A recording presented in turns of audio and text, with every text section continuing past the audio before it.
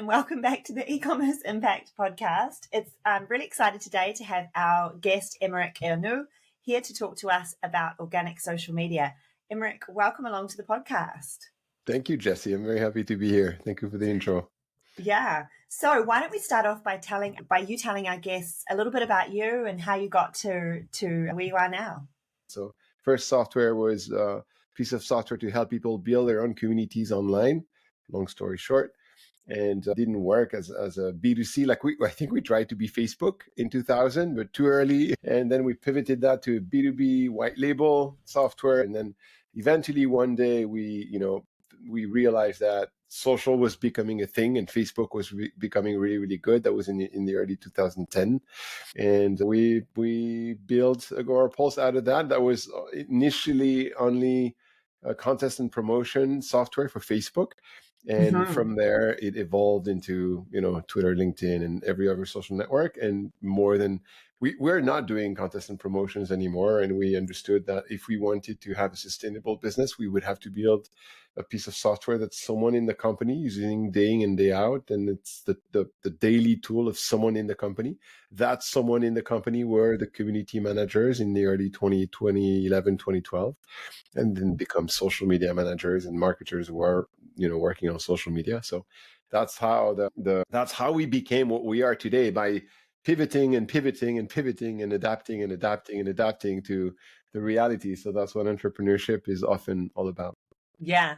So first of all, when we started Agora Pulse in 2011, our homepage at the time was saying something very funny, that Facebook fans aren't worth anything unless you know who they are.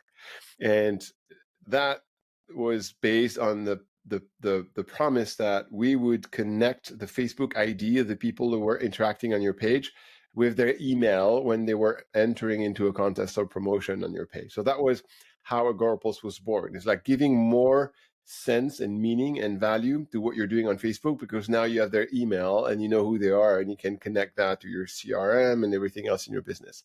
So Facebook has changed the rules of the game many, many times. And what we intended to do in the early 2011, 2012 is not possible anymore.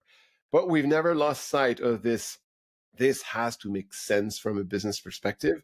And if it's only about getting engagement, which is great. Engagement is nothing, there's nothing bad with engagement. But if it's engagement alone, the C-suite rarely understand what engagement is creating for their business.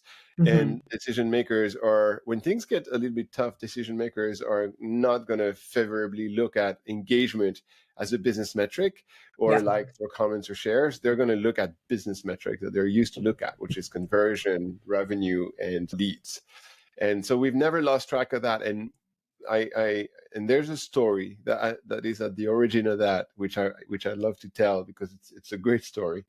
It's the story of a British lady named Fiona Abrams, and she was head of customer experience for a women underwear brand in the UK, and she was in charge as the head of customer experience of answering all the comments on social media under the ads that they were running on Facebook. And as they were running dozens and dozens and dozens of ads and spending a lot of money on Facebook to sell those underwear, she was basically spending her days responding to comments, because many of those comments were about the product in the ad. So many of those comments were not trolls or spam or a waste of time. It was actually a great use of her time. So she quickly realized that if she wanted to do her job as a customer experience, head of a customer experience, she would have to not only respond to Facebook comments day in and day out. So she hired a team of virtual assistants in the Philippines. And she explained to them, okay, this is how you respond, this is what you respond to, and this is what I need to see in the response. And one of the things she wanted them to put in the response was, if they're asking you for a specific color, send them to the page where they get to the color of the product with the right color right there. If they're asking you for a specific size, do the same thing. So really make their life easy. If they are interested in our product, send them to the exact page where they can actually purchase the product that they are looking for. And they started to do that. And at one point, her boss, who was very budget savvy, like all the bosses usually are, came to her and said, "Why are we hiring Filipinos to do that? I think the budget was 4,000 a month or something like that, pounds." And she said, "Well, it's hundreds of comments per day. I cannot do that on my own." And she said, "Well, we don't have to respond to them. There is a link in the ad. They can just go back in the ad and click on the link and find the product by themselves." And sometimes bosses do smart things and say smart things, sometimes they don't. And if you are a customer experience person, you're like, no, you want to respond to them. You want to show them that you care about their question and their question matters. And the shorter the line between their question and the product they want to buy, the more likely they will buy something from us. So she was convinced that was the right thing to do, but she didn't have any number to prove her boss wrong. And what she did from that point forward is she started to ask her Filipino VA to ask UTM parameters to every single link that they were adding in the comments, that they were replying under those Facebook ads.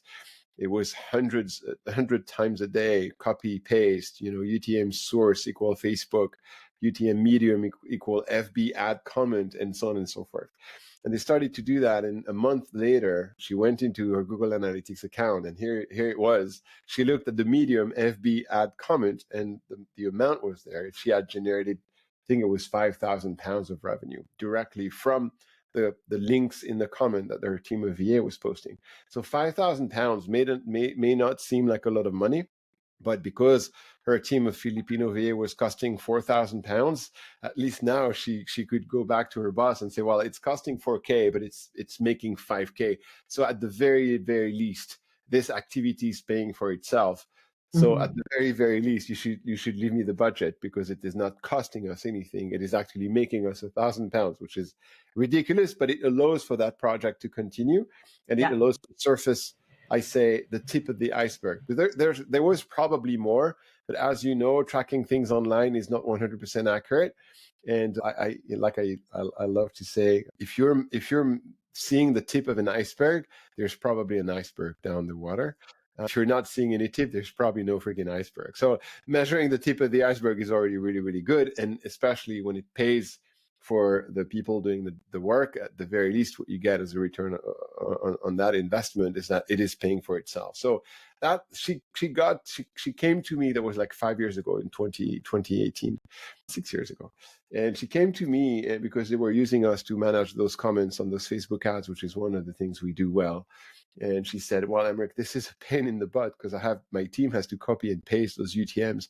And what she told me basically was, I don't have to do that when I'm running ads. I don't have to do that when I'm using HubSpot or when I'm using my marketing automation software. Most of the software I'm using to do marketing, they are taking care of this tracking attribution thing for me. I don't have to build a framework around it, so it will do that. And can't your software do that? And I looked at every software on the market, and none of them were doing any of that. And I thought, there's something missing here. And that's how we got started in first of all, with this obsession, or we need to help them prove that what they're doing is beyond like, comment, and shares. And there is a way to do that, but it's painful as heck, because it's really, really manual and very, very time consuming. And it is my opinion that virtual assistant in the Philippines are not the right solution. Human beings are not the right solution to a problem like that. Software should solve that. So that's the starting point. That's the story that got it all started. And since then, I asked my data team to build a dashboard where I can see who is winning and how and how much. And every time I see something great, I go and I contact them, and I try to interview them on my podcast. And actually, it's funny you ask about e-commerce, because e-commerce is probably the number one industry that is having success with this for a couple of reasons. The first reason is they are the best equipped to track everything and anything. Nobody is better equipped than an e-commerce business to have all the analytic framework around their business to know exactly if this Facebook ad is ROI positive, if this YouTube ad works for them, if this partner is generating enough traffic to the website, and so on and so forth. So they have the infrastructure to track things, which, trust me, is a very important first step. And that's the first thing. And the second thing, because they are in business for a very simple purpose, which is sell stuff, right? That's why they're in business. You can think of all the businesses out there. Some businesses don't have such a clear purpose. When you're e-commerce, you're just here to sell good product that you've built and that changed the lives of people, and that's all you care about. And a couple of examples that we have, usually there's a little cheat, is that they address a very passionate crowd of people. And I have two examples top of mind. One is a US company that sells garments like sweatshirts and t-shirts and caps and hats and that kind of stuff that have the logo of university sports team. And every time they release a new logo, like Indiana baseball, whatever the name of their team is, they're getting hundreds and hundreds of sales, like in a matter of 24 hours. And that customer alone went, and it's all on Twitter, by the way, because apparently X. Apparently, X is the place where sports fans gather on about their passion, or about the team they love. And this company gets an average of $6,000 to $8,000 of sales per tweet. And each tweet is announcing the launch of a new line of garments and for a new sport university team.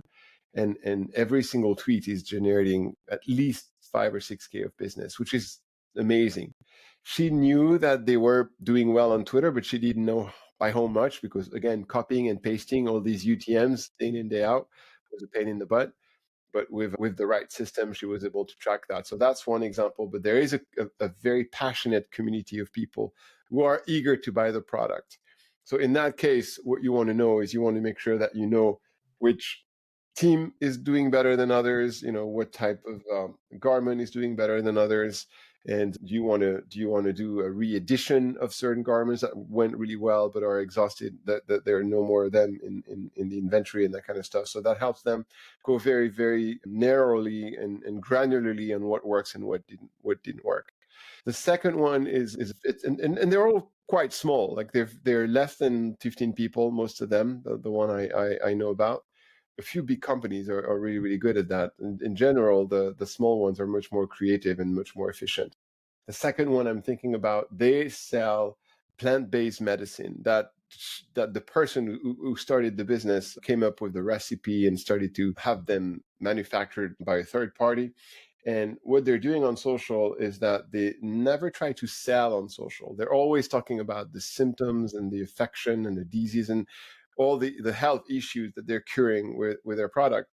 And what they do is on Facebook is they are only using the comments under the post to start, when they engage in the conversation with people who come and say, oh, that's amazing, thank you, great information, I'd love to know more about how this can be cured, you have solutions for that. It's only then, when they engage in the conversation using Facebook comment, that they get to put a link. Yes, we do. Here's the product that we use. Is the product that we have on the market for this. If you're interested, here's the link. So they leave no link in the content. The content is all about providing value, and it's only when people engage with the content because they saw value in the content, then they go for the sale, basically. And they do the same thing on Instagram. So what they do on Instagram, and they do the same with stories. So the story is all about the symptom, the disease, how the affection can show itself, how you can identify it. And at the end, there's a call for DM. Hey, if you want to know more, please send us a DM, and we'll be happy to help. And it's through the direct message, the one-on-one conversation, that they are going for the sale, and they are getting viewers of the story to say, yeah, very interesting, I'd love to know more, and so on and so forth. So it's because people ask for the sale, basically. They ask for the product, and they use that engagement to close the sale and to convert. Yeah. That's really interesting. So I think there's two things I'm getting from that. So one is, the algorithm doesn't love sales focused content, and that's because people don't love it, right? So if people don't engage as much with like, hey, buy my product, as they do with like, I understand your problem, here's some content to help you. So that makes sense to me, because if people love it, then the algorithm, picks that up, and that's what the algorithm's built on. But then the other side of it for a business owner is like, even big or small, there's that hesitancy to do it that way, because, oh God, then I've got to deal with the DMs, and it's a mess, and it's complicated, and they can't track it, and who's in charge. So I guess what you're saying is like, you need a tool to help make that part of it easier, trackable, and manageable so that you can use this method without being overwhelmed by having to Yeah. log into your Instagram DMs from your phone. Yeah, obviously you can copy paste all that and manually get to GA4 and identify the mediums that you've used. Like if you use, source, Instagram, medium, Instagram DM, you're going to know it's coming from an Instagram DM, and then you can even add the name of the person, Instagram DM and Jesse and February 5 and you can that, and then when you go in GA4, you can find all this information. So you don't need a tool. It's just going to be super painful to do because you're going to have to granularly define in the URL all the parameters that you need to know what date was that, what profile was that, what person was that, what type of product was that, and so on and so forth. At the end of the day, that's exactly how you do it when you do advertising, right? When you do advertising, you have all this detail of what creative it was, when it was it a story, was it a reel, was it a video, was it a photo, what copy did we use, what persona did we pursue, did we go that age range or this age range? So like, when you do advertising, you're using all this criteria to define what kind of advertising work best for you and how you should advertise to be more successful. With organic, you ideally should do the same thing. What message resonates the best, what type of content resonates the best, who in my team is best at closing them. You do that with salespeople. You could do that with on social media as well if you have a very large team engaging with a lot of people on a daily basis. So that's where the tooling is helpful, is that taking away all that pain in all that manual work away from you.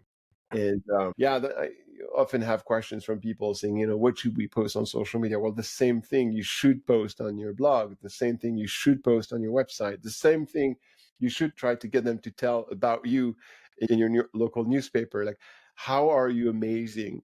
How does that look like? What is the great story that your company is saying, that you as a founder, as a business owner is saying?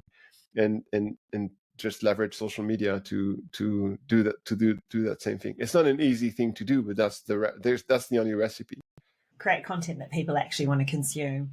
And what about the channels and the formats? Like, what for e-commerce particularly, like what channels are you seeing be the most effective, and what strategies on those channels? Is it mostly short form video, Instagram, TikTok that you're seeing now that's driving the majority of traffic? What are you seeing? So the majority of traffic is still coming from Meta, interestingly enough. That's still the biggest platform in terms of traffic generation. And also in terms of advertising, there's the bulk of the advertising is being spent on Meta, interestingly enough. I see a lot of success on Pinterest. Pinterest is a very, very effective platform for certain type of e-commerce business. Not all of them. The types that are linked to fashion, the types that are linked to interior design, interior home improvement. But if you are selling anything that people can use for inspiration, and they can use like build a board about it, and watches, luxury watches, everything fashion and luxury, Pinterest and Instagram. So so what does the strategy on Pinterest look like? Are you able to speak to the nitty gritty of like what does a fashion brand do to kind of win at Pinterest? They use their so if let's say I'm thinking about a wedding dress business that I saw having a lot of success on Pinterest. So what does a future mate who's going to get married and who wants to buy a dress start doing a year in advance, right? Getting inspired. So what is the ideal dress for me? What does that look like? So how do you define that? Where you look at a lot of dresses on a lot of women that look like you, that have the same body type or whatever, and you start saying, I like this one, and you start creating boards and asking your future husband, what do you think? You like this one, you like that one, and maybe your mother or your mother-in-law, whatever.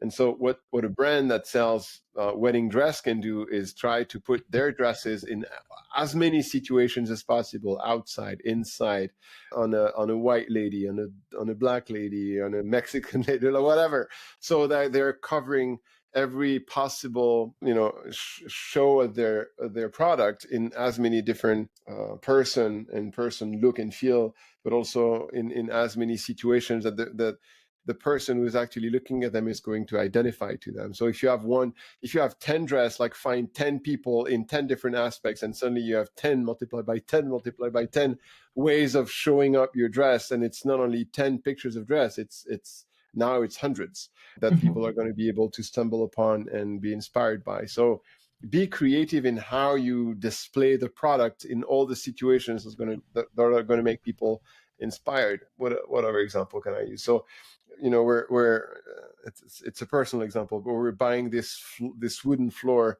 for the exterior of our home, and if you basically want to see in all angles how it looks before you actually get to the store and drive for 35 or 45 minutes and get a sample. So basically showing it how does it look like with a modern construction, how does it look like close to an old house from the south of France, how does it look like around a swimming pool, so it's showing the product in so many different contexts that you maximize the chance that the context your potential future customer want to see it into are going to be able to find it on Pinterest, for example. So that's the way I would look at showcasing my product on Pinterest, is like, do not do one picture in one context. Like, try to showcase the product in as many contexts as possible, so you get as close as possible to the context of the potential customer when they discover you. That's so interesting. There's a really interesting parallel there with advertising. So what we talk about now is when a brand is scaling, we need them to like provide us with ads that appeal to all sorts of different types of people. So different demographic, different, race, age, size, background, but also, video versus static versus, different angles. So the more, and actually Facebook Meta, the company, is really pushing this. They call it creative diversity. Yeah. So they want us to have lots of different types of creative, because then they can reach a wider audience. So it's rather than be vanilla beige, something, the same ad for everyone. It's actually have the exact ad for the exact person for their context and their situation, and then Facebook will find it for you. So I imagine organic algorithms also working in a similar way, right? It is absolutely the case. And it's also a strategy to take, 10, 20, 30 pieces of product and turn them into hundreds of pieces of content, because you're putting them in so many contexts that it's going to fill your content calendar for the next year, instead of you wondering, oh my God, what should I post on social? I only have 10 different floors or wooden floors, or I only have 25 different wedding dresses. How am I going to fill a content calendar? Well, that's one way. There are others, but that's one way you can fill it for months, is that you display your product in so many different contexts that people can relate to, that you have hundreds of potential posts that you can have. And on Pinterest, it's amazing because it's evergreen. It's like YouTube. Your YouTube video are going to be seen 2 years, 3 years, 5 years from today. They never go away. While your pins. What changes are you seeing on the social media landscape, and what do you see kind of coming up in the future across all of the platforms, really, or any in particular?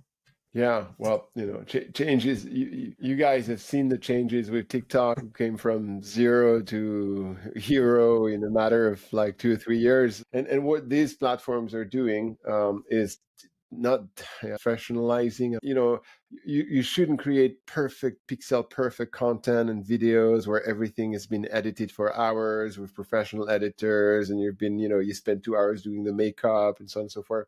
Now it works with those networks is like very raw, very quick and dirty. I take my phone, I film myself, I say something silly, and here you go, you have an ad or you have a piece of content.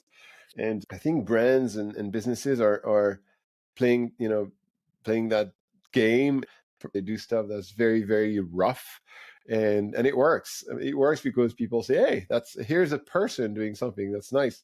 Nike could not do that, but the social media person for Nike can do that, because we all have the same phones and we all do all the same stuff, and we all have fun with the same thing. So that's definitely a trend I'm seeing more and more for brands. Like, let's not try to be too edity and just go in rough and do.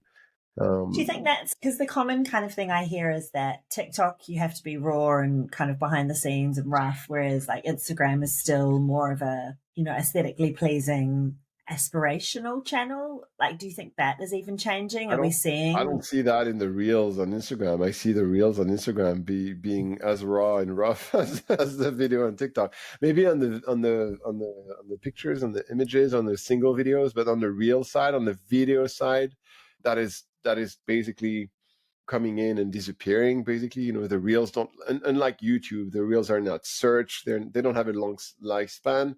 If you are editing those to death, you're you're going to suck all your budget into something that's not going to be very productive. So I think it has to be rough because it goes very quickly and it Mhm. disappears almost as quickly. When you do photos, because they're going to stay on your profile, and maybe the video you put on your profile are going to stay there as well. The one thing I know for sure is that the digital space is getting more and more crowded and more noisy, and the social media space is following that trend. It is crowded and it is noisy. I have bad news. It's only going to get worse. Like, it's not going to get, we're not going to go back to a world where the only three ways of communicating with your audience was radio, TV, and the phone, and snail mail, like the four ways. That world is behind us once and for all. It's not coming back. So now we have to deal with this infinite number of channels, inside those channels, this infinite number of media. Like, you go on Instagram, you're not only having to choose between Instagram and another social network, you also have to choose between reels and photos and videos. So, what do you advise to brands who don't know which social channel to focus on? How should they focus on all of them? Should they pick one? What's your advice around that? I'm totally on pick one. I'm in the pick one team. Me too. Me too. Yeah. I'm glad you said that. Myself, I picked LinkedIn. That's my social network of choice. Like, even if you're running advertising, don't do Google ads and YouTube ads and Meta ads and Quora ads and this ad. Like, pick one thing, go very deep and very broad, learn it, become really, really good at it. If you can make it work, move on to another one that makes more sense based on what you've learned on the first one, and so on and so forth. But that's focus is of the essence when you run a business, and especially when you communicate about your business. If you should be very loud in one place and not very, very tiny in all the places. So yeah, that's definitely my advice as a business owner. Yeah. And is video inevitable, do you think, for e-commerce, particularly for product brands? If there are some out here listening who aren't doing, short form video content for Reels or for TikTok or for short, YouTube Shorts, are they missing a trick? From what the data that you're seeing, is it inevitable that they should be doing video? No, I don't think it's inevitable. I think video is a very important media. I love video as a media. I consume a lot of video myself. There was a time in my life when I was not consuming video. I was reading content. I was reading Medium posts or blog posts, or I was listening to podcasts. I'm still listening to podcasts less than before. I'm more watching podcasts on YouTube now. But it's something I've changed as a consumer of marketing content, because I'm listening to mostly marketing and business content, because that's my passion, of course. And the media I consume have changed over time. And if you wanted to reach me 6, 7 years ago, podcast was definitely the media to go with. If you want to reach me now, YouTube is probably the best media. That's where I spend most of my time. So what I would argue is, like, try to see what the competition is doing and where they are present. So I don't think there is one piece of media that is so much better than everything else. And I think this is the one Mm-hmm. that you enjoy doing, especially since you'll have to do it again and again and again and again if you really want to master it. If you really don't enjoy doing it, you're not going to sustain the level of creation that you have to put behind it. What I would say to a product brand that, has a lot of ambition or is already at, multiple seven figures, Yeah. it doesn't have to be the founder, right? No, So and pay someone to do the right type of content, and video at multiple seven-figure video is probably has to be part of your mix. If you're the only one doing it, you have to absolutely enjoy doing them, because it's going to suck the life out of you to create those videos. yeah, for sure. So do you want to, before we wrap up, would you like to tell us a bit more about Agora Pulse and how it fits into what we've been talking about? Yeah, so the way it fits in is that, first of all, it's a social media management software. The most common ones are Hootsuite or Sprout Social or Buffer. We really wanted to help whoever is using us see the value of their work. So for me, the key is how do we help our users to see that what they're doing and prove that what they're doing is valuable for the business they're working for. And where can we follow you or find you to hear more? The best way to connect with me is on LinkedIn. And if you send me an invite on LinkedIn and you mention where you got to know me, I always accept the invite. And if you have any question, I'm always happy to answer them. So more than happy to help if I can. So do not hesitate to reach out to me on LinkedIn. Great. Well, thank you so much for coming along on the podcast. It was great to have you. Thank you, Jesse. Thank you for the time. It was good to be with you as well. And I wish you an amazing rest of your day. Thanks so much for joining us here on the E-commerce Impact Podcast. If I can ask you one favor, can you please make sure you subscribe? And if you can, leave us a review. It helps us have a much bigger impact with what we're trying to do here at the E-commerce Impact Podcast. Now, if you're ready to take your e-com store to the next level, then go to www.ecommerceimpactpodcast.com and click on the button to book a strategy call with me or my team. We offer a free audit of your advertising and a custom growth plan, so you really have nothing to lose by getting in touch and jumping on a call with us. See you soon, and watch out for the next episode in 2 weeks' time.